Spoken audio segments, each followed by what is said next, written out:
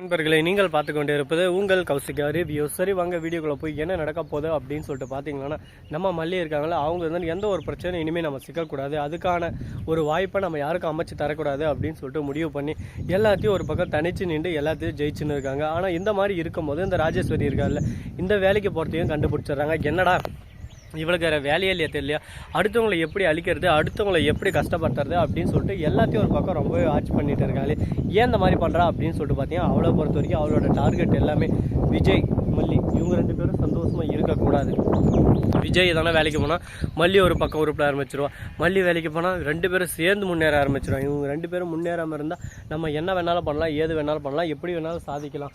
இவங்க ரெண்டு பேரும் நமக்கு அடிமையாக இருக்கிற வரையும் இவங்களை நம்ம ஆட்டி படிக்கலாம்.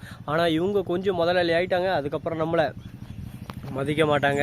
நாமளே போனாலும் நம்மளுக்கு ஆப்போசிட்டை கம்பெனியை போட்டு ஒரு பக்கம் விஜய்க்கு நிறைய திறமை இருக்குது, அதனால் விஜயை நம்ம என்றைக்கும் குறைச்சி எடை போட முடியாது அப்படின்னு சொல்லிட்டு நிறைய விஷயமெல்லாம் ஒரு பக்கம் பேசிகிட்டு இருக்காங்க. சரி இந்த மாதிரியெல்லாம் ஒரு பக்கம் திங்க் பண்ணி இருக்கும்போது ராஜேஸ்வரிக்கு இவ்வளோ பயம் இருக்குது. அப்போ எதுக்குடா சொத்து ஆட்டியப்பட்டா அப்படின்னு சொல்லிட்டு பார்த்தா, காசு இருக்குது, அந்த காசை நம்ம டெவலப் பண்ணணும்னா அதுக்கு விஜய் மாதிரி ஒரு டேலண்டான பர்சன் வரக்கூடாது. ஏன்னா என்னோடய வீக்னஸ் என்ன, பலம் என்ன எல்லாமே விஜய்க்கு தெரியும். என்னை ஈஸியாக அடித்தே விஜய் மேலுக்கு வந்துடுவான் அசால்ட்டாக. ஆனால் அவங்ககிட்ட இப்போதைக்கு காசு இல்லை, காசு எல்லாம் நான் சுட்டிட்டல, அதனால் அந்த காசுன்ற விஷயத்தில் தான் அவன் பிளாக் ஆகி நின்று இருக்கான். அந்த ஒரு தருணத்தை திருப்பி நம்ம அவனுக்கு உருவாக்கக்கூடாது. அப்படி நான் உருவாக்கி விட்டேன்னா அடுத்த செகண்ட் எல்லாமே தலைகீழ மாறி போயிடும் அப்படின்னு சொல்லிட்டு யோசனை இருக்காங்க. கரெக்ட் தான், நம்ம விஜய்கிட்ட டேலண்ட் இருக்குது, அறிவு இருக்குது, ஆனால் காசு ஒன்று தான் இல்லை. அது ஒன்று இருந்துச்சுன்னா விஜய் நம்ம கையிலே பிடிக்க முடியாது. திருப்பியும் எல்லா கம்பெனிக்கும் போட்டி போட்டு மேலுக்கு வந்துட்டே இருப்பார். ஏன்னா யாருக்கு எப்படி பிடிக்கும் அப்படின்னு சொல்லிட்டு கஸ்டமரை பற்றி நல்லாவே புரிஞ்சு வச்சுட்டு இருக்காரு. இந்த மாதிரி ஒரு டேலண்டான பர்சன் வேறு கம்பெனிக்கு போனால் அந்த கம்பெனியில் ஏற்றுப்பாங்களான்னு சொல்லிட்டு பார்த்தா கண்டிப்பாக ஏற்றுப்பாங்க. ஆனால் விஜய் எந்த ஒரு கம்பெனிக்கும் இன்னும் ட்ரை பண்ணல. இந்த விஜய் தான் அந்த விஜய் அப்படின்னு சொல்லிட்டு தெரிய வந்தால் எல்லோரும் ஒரு பக்கம் முதலிடம் கொடுத்து நம்ம விஜய் வேலைக்கு கூட்டுவாங்க.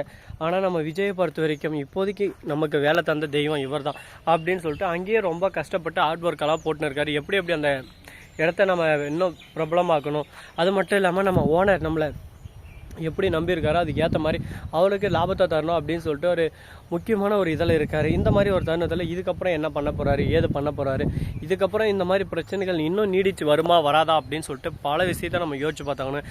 சாதாரணமாக ஏதோ ஒன்று எடுத்தோம் கவுத்தோன்னு சொல்லிட்டு பண்ணிட்டோம்னா ஒன்றும் பண்ண முடியாது. எல்லாத்தையும் நம்ம நிறுத்தி நிதானமாக தான் அடித்தாகணும், அப்போ தான் நம்ம ஜெயிக்க முடியும். அதை விட்டுட்டு இல்லை இப்படி அப்படின்னு சொல்லிட்டு நம்ம பண்ணிருந்தால் நம்ம வாழ்க்கையில் ஒன்றும் பண்ண முடியாது. அதனால் பொறுத்தார் பூமி ஆழ்வார்னு சொல்லிட்டு சும்மா சொல்ல மாட்டாங்க. அதனால் பொறுத்தா எல்லாமே ஒரு பக்கம் நம்ம சாதிக்க முடியுங்க.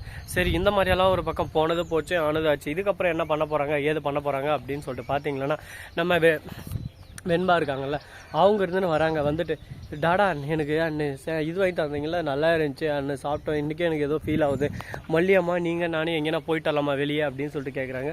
இந்த பாரு வெண்பா, நம்மக்கிட்ட இப்போ கொஞ்சம் தான் இருக்காது, நம்ம குடும்ப செலவுக்கு எல்லாத்தையும் நம்ம பார்த்தாகணும். இதை வச்சு நம்ம ஆடம்பரமாக செலவு பண்ணால் ஒன்றும் பண்ண முடியாது.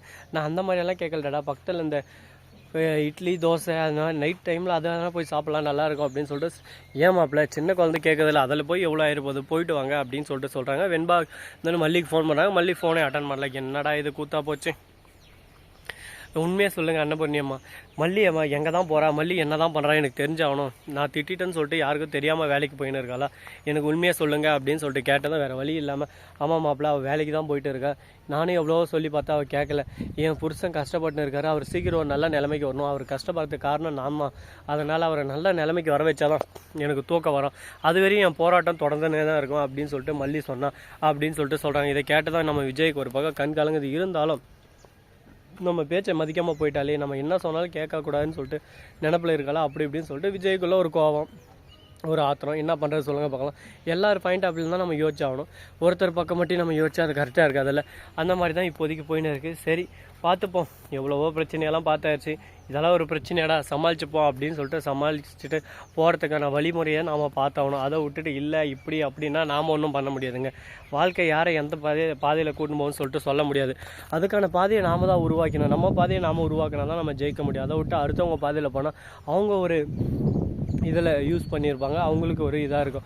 இல்லைடா யூஸ் பண்ண பாதையை நம்ம யூஸ் பண்ணால் நம்ம வாழ்க்கை டக்குன்னு ஸ்பீடாக போயிடலாம் அப்படின்னு சொல்லிட்டு யூஸ் பண்ண பாதையை யூஸ் பண்ண சீக்கிரம் போயிடலாம். ஆனால் எந்த இடத்துல குழி இருக்குது அந்த இடத்துல மேடு இருக்குது, அதே நாம் உருவாக்கினா நாம் தான் இங்கே எல்லாமே டாப்பு. திரும்ப நீங்கள் எத்தனை ரவுண்டு வந்தாலும் அந்த இடத்துல நாம தான்ன்றது அந்த இடத்துல பதிவாகும். அதனால் முடிச்ச வரைக்கும் யாருக்கும் எந்த ஒரு பாதிப்பும் தராமல் நம்மளால் முடிஞ்ச போயிட்ட போட்டு நம்ம மேலே வந்தால் வாழ்க்கையில் நம்ம கூடிய சீக்கிரம் வேக வேகமாக வெற்றி அடையலாம் அப்படின்னு சொல்லிட்டு தான் நம்ம விஜய் முயற்சி பண்ணிருக்காரு. அப்படிப்பட்ட விஜய்க்கு நம்ம விஜய்க்கு ஆதரவு கிடைக்குமா கிடைக்காதா, இதுக்கப்புறம் என்ன பண்ண போகிறாங்க ஏது பண்ண போகிறாங்க அப்படின்ற ஒவ்வொரு விஷயத்தையும் நம்ம கண் கூட பார்த்து தெரிஞ்சுக்கிதாங்க போகிறோம். அது மட்டும் இல்லாமல் இங்கே அப்படியே சின்ன முள் ஒன்று மாட்டிக்கிச்சு. இந்த முள் பதர் தான், இந்த பதர் உங்கள்கிட்ட இருக்கோம் அப்படின்னு சொல்லிட்டு மறக்காமல் சொல்லிட்டு போங்க. ஒரு பக்கம் நாதஸ்வரம் அது இதுன்னு அடிக்குது, ஒரு பக்கம் அப்படியே சும்மா பிரியாணி வாசனை இழுத்து கட்டுது. அதெல்லாம் என்னடான்னு சொல்லிட்டு பார்த்தா பக்கத்தில் ஃபங்க்ஷனுங்க, வாசனை ஒரு பக்கம் அல்டிமேட்டாக வீசுது. அப்படியே சும்மா போயிட்டு ஒரு பந்தியில் ஒரு புடி இன்றைக்கி ஒரு கடி அப்படின்னு சொல்லிட்டு லெக் பீஸை கடிச்சிட்டு வந்தால் நல்லா தான் இருக்கும். ஆனால் எங்கே நமக்கு தான் ஒரு பக்கம் மனசு உறுத்திக்குது, என்னடா யாருன்னே தெரியல எப்படா போகிறது அப்படின்னு சொல்லிட்டு அந்த மாதிரி ஒரு ஜாலியாக போயிட்டு வர மாதிரி எனக்கு ஒரு தைரியம் இருந்துச்சுன்னா இந்நேரத்துக்கு நான் அப்படியே சும்மா புடின்னு போய் பிடிச்சிட்டு வந்துட்டு இருப்பேன். ஸோ நண்பர்களே, இந்த வீடியோ பிடிச்சிருந்தா லைக் பண்ணுங்கள், கமெண்ட் பண்ணுங்கள், ஷேர் பண்ணுங்கள், டிண்டிங் மேலே தட்டி விட்டு போங்க. அப்போ தான் நாம் போகிற அடுத்த வீடியோ உங்களுக்கு உடனுக்குடன் நோட்டிஃபிகேஷனில் வந்து கொண்டே இருக்கும். மிக்க நன்றி, தேங்க்ஸ் ஃபார் வாட்சிங், டாடா, see you, நன்றி, வணக்கம், வந்தனம், வருக தருக.